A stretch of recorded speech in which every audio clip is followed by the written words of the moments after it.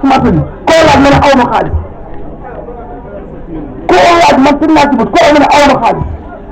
beneen laay fay fayoo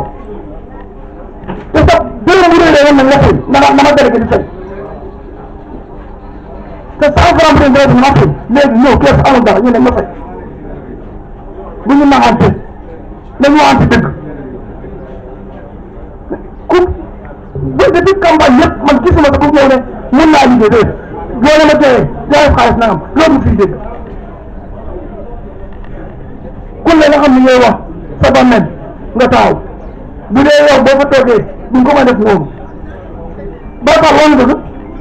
lu ñu yëpp góor ñu koy yëpp moo nekk nii dafa am yërmande dara moo ko yóbbee nii yëpp bu fi nekk ku wàcc yoon mu teg la ci yoon du ñu yegg fi ku wàcc yoon góor du ñu yegg fi ma nekk naa classe kii bu ñëwee mën a ma des dara am na jàmm buñ jugee naa dam koy daj ko pour ça ma ne ko parce que heure bi ñuy tëj marché bi avenue bi baaxut moo tax mën a ma dëgg la li wax am na waaye nag boo ko jëlee parce que ci yoon war nañu mën a yokk gardiennage bi waaye ñu bëri ñoo ko fay xaalis bu ñu fayul naka la ñu yokkee gardien ma ne kon ñoom góor da ngeen woote ngeen woo cantine mu ne li mu war a fay table li mu war a fay ngeen dolli gardien yi ci marché bi parce que ñu lay marché joor mooy yëkkateeru moo ko lañ man yàgg naa ko ci marché bi boo doon ne église heure boo ñëw dañuy dugg Castor kazalika 3 heures dañuy dugg marché Castor waaw fii amul gardien bu doy bu dee ñaari gardien marché bi toll nii mënuñ ci dara kon marché dañ koy war a xool sec marché daa war a teel a ubbi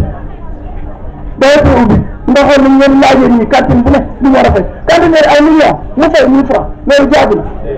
bu pare bu dee léegi rek fay ma yaa tooñ sa bopp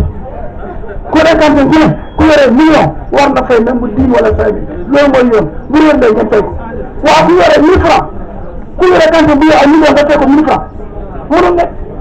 wasalaam.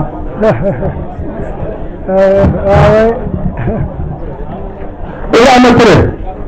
Zahra Fall. salaamaaleykum